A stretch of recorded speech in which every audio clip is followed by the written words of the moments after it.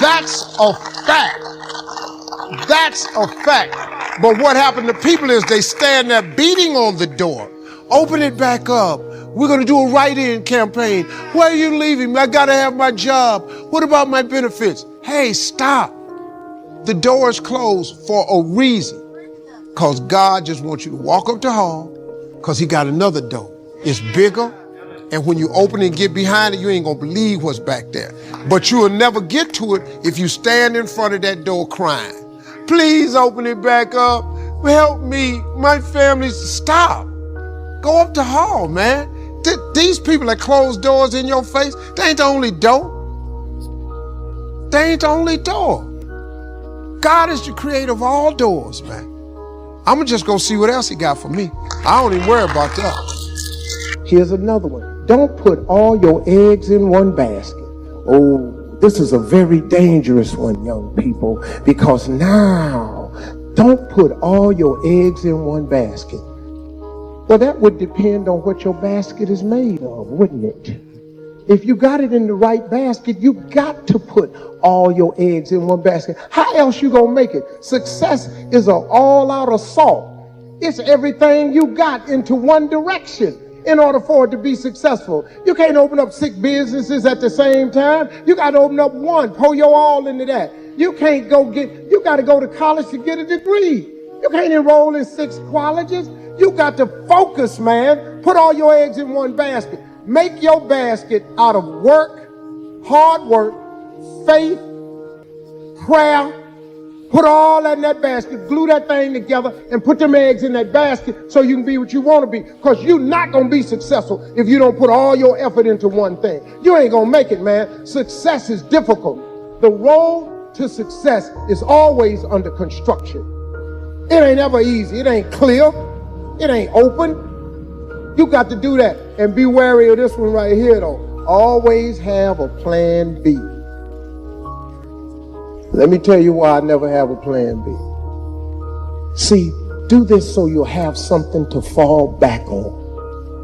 Oh, you can go do that, but do this so you'll have something to fall back on. Let me tell you something. In order to really be successful, people who really got it going on, they focused on one thing. Bill Gates did Microsoft until he got plenty of money. Now he can do anything he want to do, but he did Microsoft. He did Microsoft. You can believe that the dude that came up with Google, he was making Google. He made Google. They made Yahoo. They did that till it turned into something, then it branched out. Plan B. In order to have a plan B, you have to take time away from plan A to prepare plan B.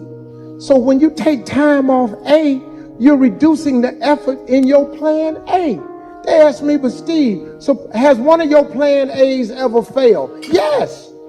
Yes, my plan A has failed. Did you have a plan B to fall back on? No, I did not. They said, well, damn, man, what'd you do?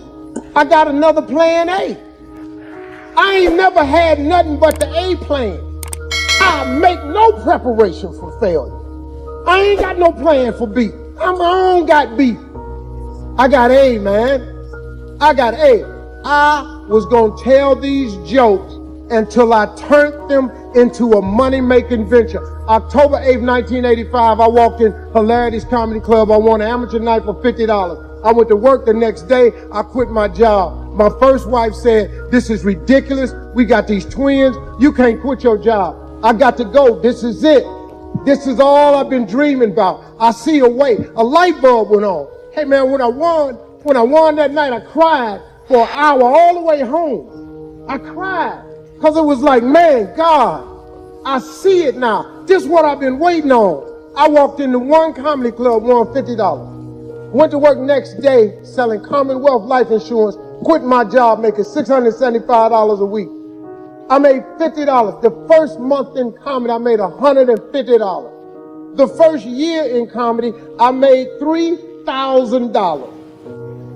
My wife left me. I saw that coming. I said, her and her mama, they made that joint decision together that every time I used to drive home, you ain't gonna ever be nothing.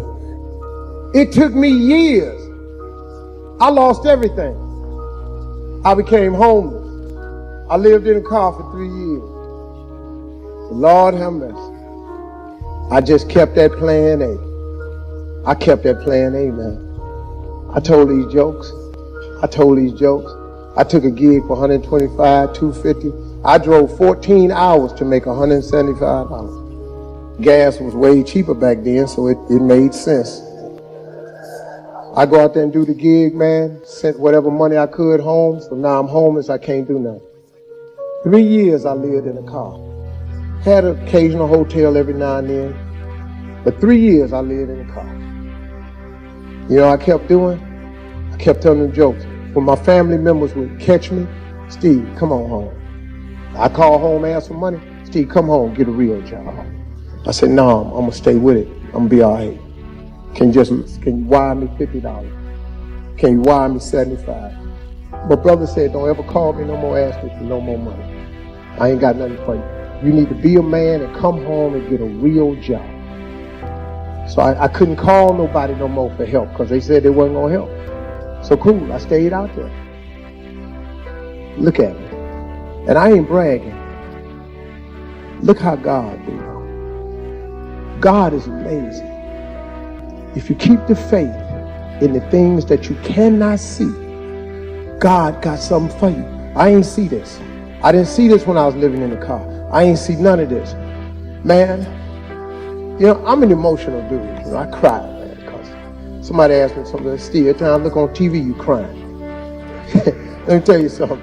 If you knew my trip, you cry too.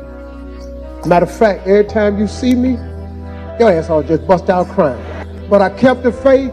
I relied on God's grace. I kept that plan A, and I'm standing here today. And I say to everybody, if you learn those principles of success, I don't care where your life is today, the life you got planned for yourself, the one God got mapped out, way better than the one you got planned for yourself.